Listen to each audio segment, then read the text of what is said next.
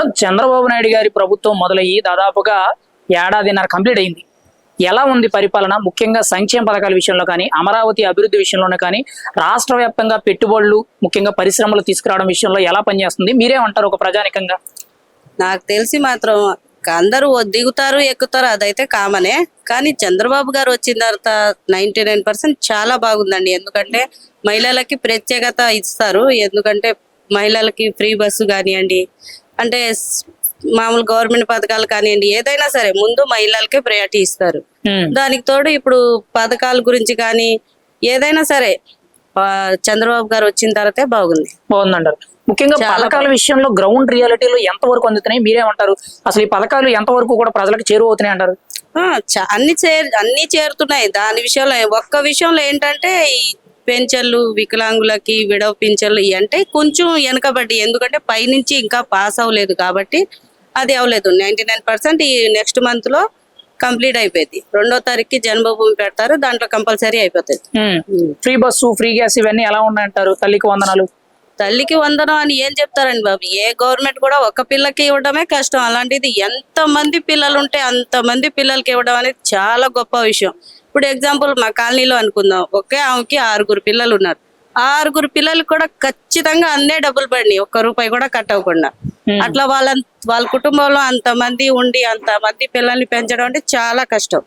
కానీ అంతమంది పిల్లలు కూడా వేయడం చాలా గొప్ప విషయం అది. మరి అమరావతి అభివృద్ధి మీద మీ అభిప్రాయం ఏంటి? ఎంత వరకు కూడా అభివృద్ధి చెందిందంటారు? అమరావతి అంటే ఫస్ట్ లో సగం చేసి వదిలేశారు. ప్లస్ ఇప్పుడు ఎక్కిన తర్వాత అసలు క్యాపిటల్ అనే మాటకి ఇది లేకుండా అసలు ఎంత డెవలప్ చేశారంటే చాలా బాగా చేశారు. అసలు చూస్తే 2 కళ్ళు సరిపోవు, అంత బాగా చేశారు. మరి చంద్రబాబు నాయుడు గారు ఒక మాట అన్నారు కదా, 2029 నాటికి కనీసం 75% వర్క్ పూర్తి చేసి మీకు అమరావతి అంటే ఏంటో చూపిస్తాను అంటున్నారు కదా.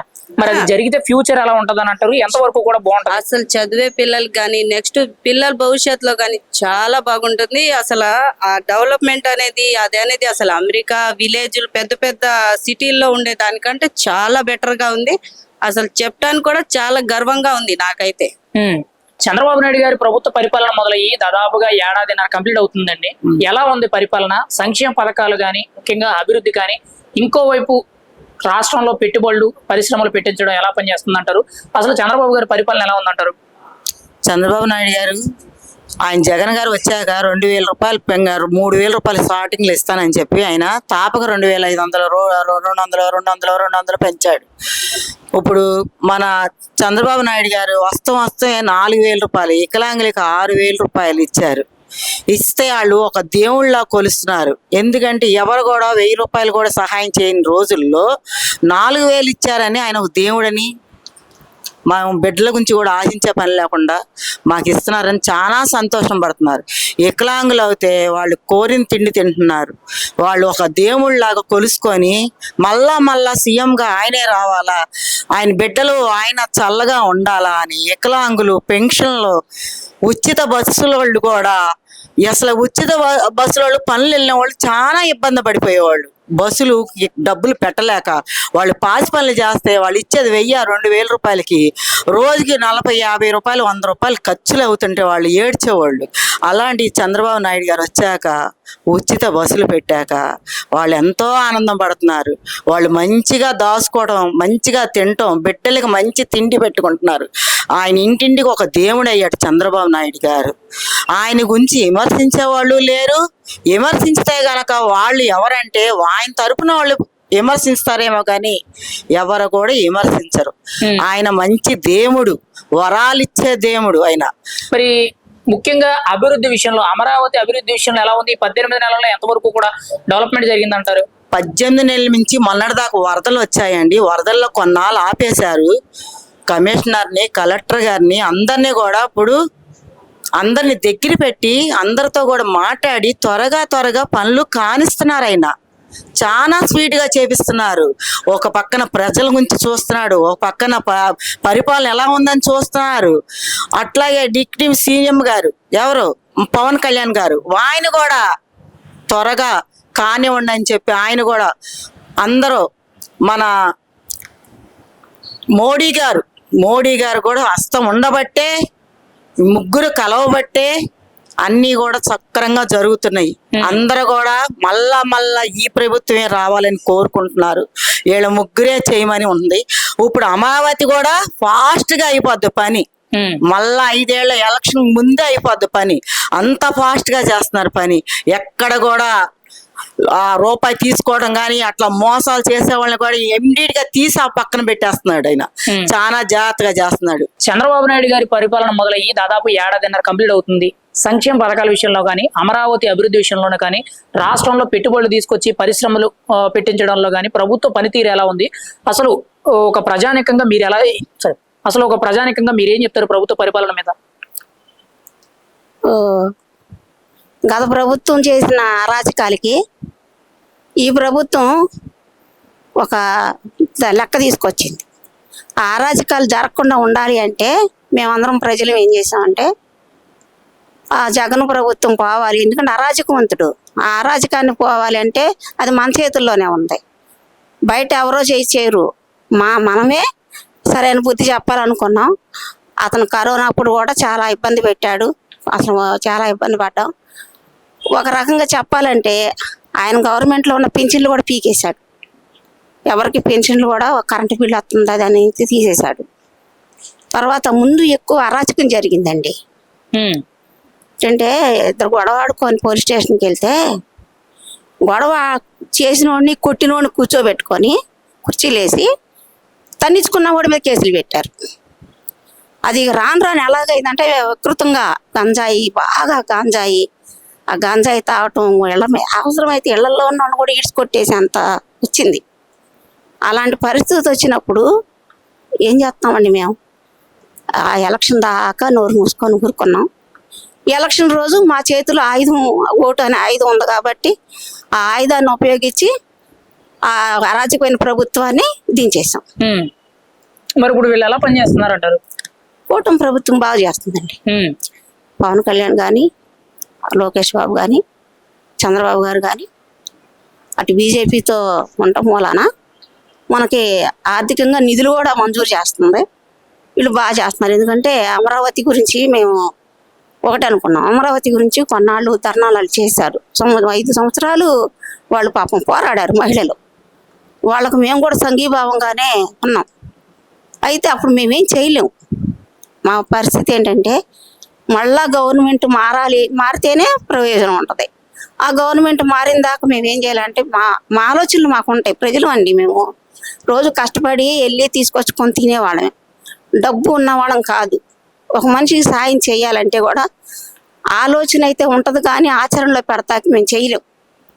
అప్పుడు మేమేమనుకుంటామంటే నలుగురు కూర్చున్నప్పుడు ఆ గవర్నమెంట్కి దీనికి ఏమైనా తేడా ఏంటో చూసుకొని ఈసారి వద్దు. అసలు ఫస్ట్ మోసపోయాం. ఎందుకు మోసపోయాం? ఒక్క అవకాశం ఇవ్వండి, ఒక్క అవకాశం ఇవ్వండి, ఒక్క అవకాశం ఇవ్వండి అంటే ఇప్పుడు ఇన్నాళ్ళు తెలుగుదేశం పార్టీ లేకపోతే కాంగ్రెస్ పార్టీ అవకాశం ఇచ్చాం కదా, యువకుడు బాగానే చేస్తాడు అనుకున్నాం. కానీ అందులో కొంతమంది జనాలు కూడానండి పిచ్చిలో పడిపోయారు. ఈ చర్చిలకు వెళ్ళేవాళ్ళు మన ప్రభుత్వం అంటే మన జగనం, మన బైబిల్ పట్టుకున్నాడు, మన యేసయ్యతో ఉన్నాడు అని అనుకున్నారు. మేము కూడా అనుకున్నాం. ఎందుకంటే దేవుణ్ణి తెలుసుకున్న వస్తే మనకు మేలు చేస్తాడు. సార్, చంద్రబాబు నాయుడు గారి ప్రభుత్వం మొదలయ్యి ఏడాదిన్నర కంప్లీట్ అవుతుంది. ప్రభుత్వ పథకాల విషయంలో కానీ, ముఖ్యంగా అమరావతి అభివృద్ధి విషయంలో కానీ, రాష్ట్రంలో పెట్టుబడులు సమీకరించి పరిశ్రమలు పెట్టడంలో కానీ ప్రభుత్వ పనితీరు ఎలా ఉంది? ఒక ప్రజానికంగా మీరేం చెప్తారు?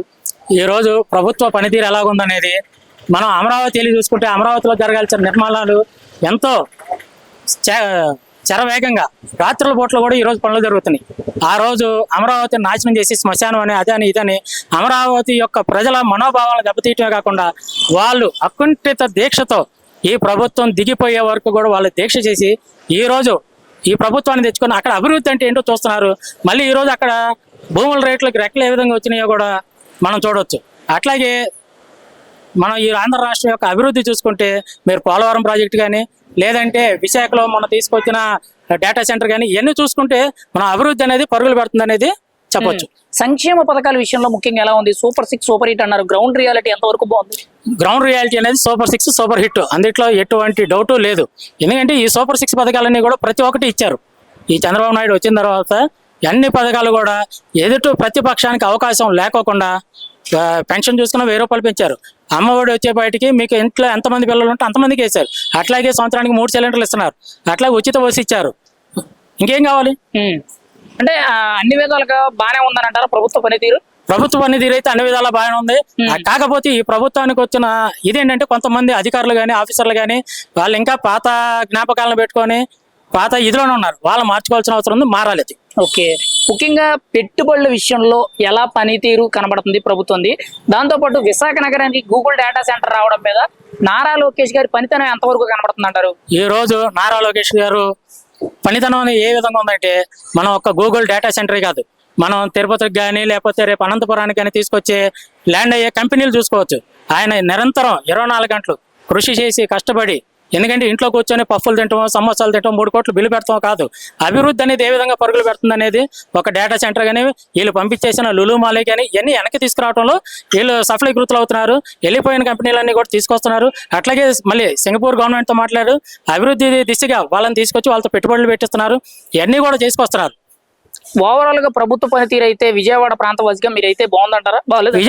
విజయవాడ వరకనే కాదు, మీకు చెప్తున్నాను కదా, ఇప్పుడు అమ్మఒడి ఎవరికి ఆగింది? పెన్షన్ ఎవరికి ఆగింది? ప్రతి ఒక్క ప్రభుత్వ పథకం అందరికి అందినప్పుడు అందరూ సుఖ సంతోషాలతో ఉన్నట్టు. ప్రతి ప్రభుత్వంలో కొన్ని చిన్న ఒడిదొడుకులు ఉంటాయి. మన రాష్ట్రం విడిపోయిన తర్వాత ఇంకా ఒడిదొడుకుల్లోనే నడుస్తున్నాం. అట్లా కొన్ని ఇబ్బందులు అనేవి ఉంటాయి. వాటిని కూడా కొంచెం అర్థం చేసుకుంటే, ఆ రోజు చంద్రబాబు నాయుడు మనకు అక్కడ ఐటీ సెంటర్ పెట్టాడు. అది ఆ రోజు బెత్తనం వేశాడు, ఈ రోజు మొలకాయ. అట్లా కొన్ని ఐటీ సెంటర్లు వచ్చి ఈ రోజు భారతదేశంలోనే ప్రపంచవ్యాప్తంగానే ఒక గుర్తింపు తెచ్చుకున్న రాష్ట్రంగా హైదరాబాద్ని ఇచ్చింది. అట్లాగే ఈ రోజు చంద్రబాబు నాయుడు అమరావతిని డెవలప్ చేస్తే ఇది కూడా ప్రపంచవ్యాప్తంగా కొంత ఒక 20 ఏళ్ళలోనో 30 ఏళ్ళలోనో ఇది పూర్తి స్థాయిలో డెవలప్ అయ్యి దీని యొక్క ప్రతిఫలాలు ప్రజలకు అందుతాయి. చంద్రబాబు నాయుడు గారి పరిపాలన మొదలయ్యి దాదాపు 1.5 ఏడాదిన్నర కంప్లీట్ అవుతుంది. సంక్షేమ పథకాల విషయంలో కానీ, రాష్ట్ర అభివృద్ధి, ముఖ్యంగా అమరావతి అభివృద్ధి, పెట్టుబడుల సమీకరణ అండ్ పరిశ్రమలు తీసుకొచ్చి పరిశ్రమల డెవలప్మెంట్, ఈ 3 విషయాల్లో ఎలా ఉంది ప్రభుత్వ పనితీరు? చంద్రబాబు గారు, పవన్ కళ్యాణ్ గారి పనితీరు ఎలా ఉంది? మీరేం చెప్తారు ఒక ప్రజానికంగా? ఇప్పుడున్న గవర్నమెంట్ అయితే ప్రజలు కొంచెం ప్రశాంతంగా మంచినీళ్ళు తాగుతున్నారు, అన్నం తింటున్నారు, వాళ్ళ పనులు కొంచెం పర్ఫెక్ట్ గా ప్రాపర్ వేలో చేసుకొని ముందుకు వెళ్తున్నారు. అంటే ఫస్ట్ దానికి మనం థ్యాంక్స్ చెప్పాల్సింది ఇప్పుడున్న గవర్నమెంట్ కి. అండ్ సెకండ్, గత గవర్నమెంట్ నుంచి ఈ గవర్నమెంట్ కి మనం కంపేర్ చేసుకొని చూస్తే ఫస్ట్ నిత్యావసర ధరలు అంత బర్డెన్ అనిపించట్లా ఇప్పుడున్న ప్రజలకి. అండ్ సెకండ్, నిత్యావసర సరుకులతో పాటు సమానంగా డ్రగ్స్ అన్నది అరికట్టారు, అది దొరకట్లా. సో యువత కొంచెం మంచి మార్గంలో నడిచే దారులు కల్పించారు. అండ్ సెకండ్, పెట్టుబడులు తీసుకొస్తున్నారు. ఆయన 3 రాజధానులు అన్నారు, 3 రాజధానులు లేదు, ఇంకా వేరే అన్పార్లమెంటరీ వస్తోంది.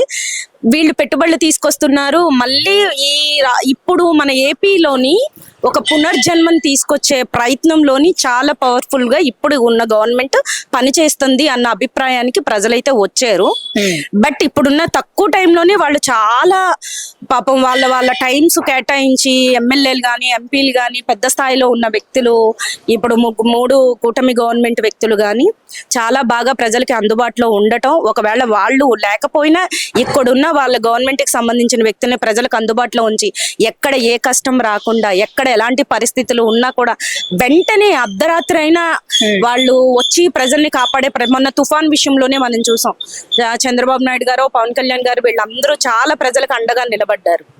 సో అలా ఎప్పుడు ప్రజలకి ఏ కష్టం వచ్చినా కూడా గవర్నమెంట్ అండగా నిలబడుతోంది. ఇప్పుడు సంక్షేమ పథకాల విషయానికి వచ్చిన ప్రభుత్వ పనితీరు ఎలా ఉంది? గ్రౌండ్ రియాలిటీలో ఎంతవరకు ఈ పథకాలు అందుతున్నాయి? మీ అభిప్రాయం ఏంటి? అసలు మీకు ఏమైనా అందుతున్నాయట్టు అనిపిస్తున్నాయా? ఆల్మోస్ట్ 99% అందుతున్నాయి.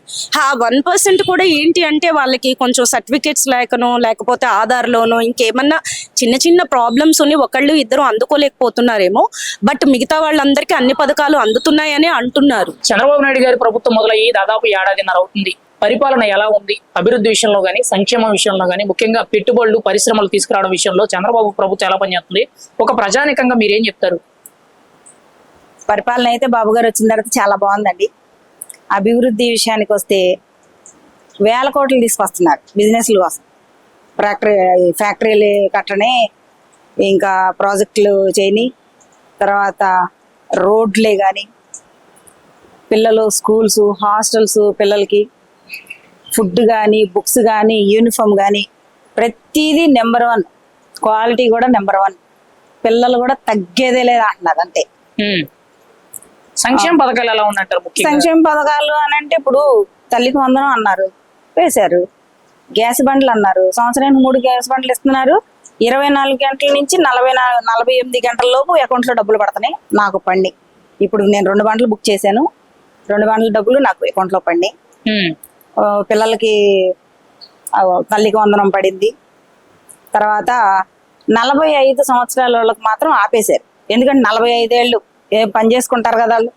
పని చేయలేని వాళ్ళకి 60 దాటిన వాళ్ళకి ఇస్తే అదొక అందం.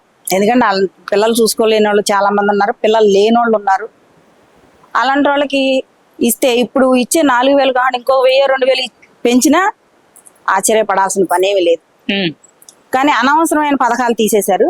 చాలా బాగుంది. ఫ్రీ బస్ అన్నారు. ఎవరు చిన్నపిల్ల నుంచి 90 ఏళ్ళు 95 ఏళ్ళు ముసలం వరకు ఆధార్ కార్డు తీసుకెళ్తే ఎక్కడికైనా తిరగచ్చు ఏపీ మొత్తంలో. అది బాగుంది. చిన్న చిన్న అంటే వస్తా ఉంటే లేడీస్ గొడవలు వచ్చినాయి, అక్కడ కొట్టుకున్నారు, ఇక్కడ కొట్టుకున్నారంటే మన నోటి దురద వల్ల అక్కడ వస్తుంది. అందరు కొట్టుకోరుగా. నెంబర్ 1గా ఉంది. స్టూడెంట్స్ టయానికి కాలేజీకి వెళ్ళిపోతున్నారు, ఆఫీసులకి వెళ్ళేవాళ్ళు, షాపుల్లో వాటిల్లో పనులు చేసుకునేవాళ్ళు, ఎంప్లాయీస్ మొత్తం లేడీస్ బాగా ఉపయోగించుకుంటున్నారు. స్త్రీ శక్తి పథకం స్త్రీలకి బాగా ఉపయోగపడింది. అమరావతి అభివృద్ధి మీద మీ అభిప్రాయం ఏంటి? కూటమి ప్రభుత్వం వచ్చిన తర్వాత ఎంతవరకు అభివృద్ధి చెందిందంటారు? కూటమి ప్రభుత్వం రాకముందే అభివృద్ధి చెందింది. ఆయన చేశారు, మధ్యలో ఆగింది. మధ్యలో ఒక సైకో వచ్చాడు, దాన్ని పక్కన పెట్టాడు. మళ్ళీ మేము స్టార్ట్ చేసాంగా.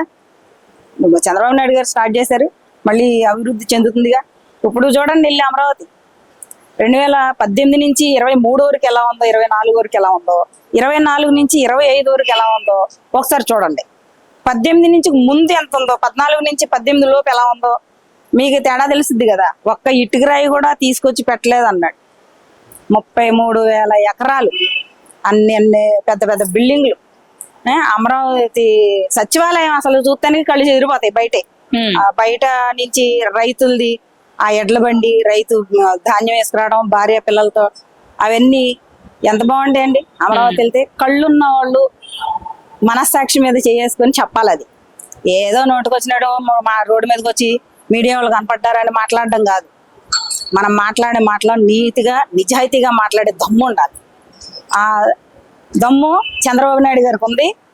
నెక్స్ట్ జనరేషన్కి పడే పనులు ఆయన చేస్తారన్న నమ్మకం మాకుంది కాబట్టి ఆయన్ని గెలిపించాం. వచ్చినందుకు దాన్ని ఆయన నిలబెట్టుకుంటున్నాడు, మా నమ్మకాన్ని నిలబెడుతున్నాడు అంతే. చంద్రబాబు నాయుడు గారి ప్రభుత్వం మొదలయ్యి దాదాపు 1.5 కంప్లీట్ అయింది. పథకాల విషయంలో కానీ, అమరావతి అభివృద్ధి విషయంలో కానీ, ముఖ్యంగా రాష్ట్రంలో పెట్టుబడులు పరిశ్రమలు సేకరించడం విషయంలో ఎలా పనిచేస్తున్నారు? మీరేమంటారు? ఒక ప్రజానికంగా, ఒక యువతగా మీరేం చెప్తారు? వాళ్ళకంటూ తిరుగు లేదండి. బాబు గారు మా ఫ్యూచర్ చూస్తున్నారు, నారా లోకేష్ గారేమో మా చదువులు చూస్తున్నారు, ఎలా ఉంది ఏంటి ఎడ్యుకేషన్ సిస్టమ్ అని చెప్పి. కళ్యాణ్ గారేమో పేద ప్రజలకి చూస్తున్నారు, ప్లస్ ఇటు కూడా చూస్తున్నారు స్టూడెంట్స్ అందరినీ. బాబు గారు అయితే మా ఫ్యూచర్ ఎలా ఉంటుంది, ఎలా ఉంటే వీళ్ళకి బాగుంటుంది, నెక్స్ట్ వీళ్ళకి ఇంకా ఇంప్రూవ్మెంట్ ఏం తేవాలి, ఎలా చేస్తే వీళ్ళ కాళ్ళ మీద వీళ్ళు నిలబడతారు, మన ఆంధ్ర ఎలా పైకి వెళ్తుంది అని చూస్తున్నారు. నారా లోకేష్ గారు అయితే పిల్లలకి చదువు కరెక్ట్ గా ఉందా లేదా, ఫ్యాకల్టీ ఎలా ఉంది, ఎలా చూసుకుంటున్నారు పిల్లల్ని, చెప్తున్నారా లేదా అర్థమయ్యేలాగా, స్కూల్స్ ఎలా ఉన్నాయి, క్లాస్ రూమ్స్ ఎలా ఉన్నాయి, ఆడపిల్లలకి వాష్రూమ్స్ ఎలా ఉన్నాయి, ఫుడ్ పథకం అన్నారు అది ఎలా ఉంది, ఆయన వచ్చి టేస్ట్ చేసి చూసి అది కరెక్ట్ అయితేనే పిల్లలకి ఇప్పిస్తున్నారండి. ఇప్పుడు పథకాల విషయంలో సూపర్ 6 సూపర్ హిట్ అంటారు కదా, అసలు గ్రౌండ్ రియాలిటీలో ఎంతవరకు అందుతున్నాయి? సంక్షేమ పథకాలు ఇవ్వడం మీద ఒక యువతగా మీ అభిప్రాయం ఏంటి? సంక్షేమ పథకాలన్నీ అమల్లోకి వచ్చినాయి అండి చాలా వరకు. నా మేబీ 1 2 రాలేదంట, బట్ అన్ని వచ్చేసినాయి నాకు తెలిసి. లేడీస్ కి ఫ్రీ బస్ అన్నారు, అది వచ్చింది. ఇప్పుడు ఆ బస్ రావడం వల్ల మేము కాలేజ్కి ఇంకా ఫాస్ట్ గా వెళ్ళగలుగుతున్నాము, ప్లస్ టయానికి అక్కడ చేరుతున్నాము. బస్ కూడా మాకు అనుకూలంగా ఉంటుంది, ఏ టైం కంటే ఆ టైంకి వస్తుంది కరెక్ట్ గా. ఇంకా సంక్షేమ పథకాలు అంటున్నారు, మీన్స్ వాళ్ళకి ఏమంటారు, గ్యాస్ బండలని, అంటే పేదవాళ్ళకి ఫంక్షన్ అని అంటున్నారు. పేదవాళ్ళకి ఫంక్షన్ అప్పుడు ఎంత వచ్చేదో తెలియదు, బట్ కరెక్ట్ గా టయానికి కుదిరితే వాళ్ళ ఇంటికే తీసుకెళ్ళి ఇస్తున్నారండి చాలా వరకు. ఉమ్. నాకు తెలిసినంత వరకు అయితే వీటిలో దేనికి ఇది లేదు, అంత పర్ఫెక్ట్ గా ఉంది.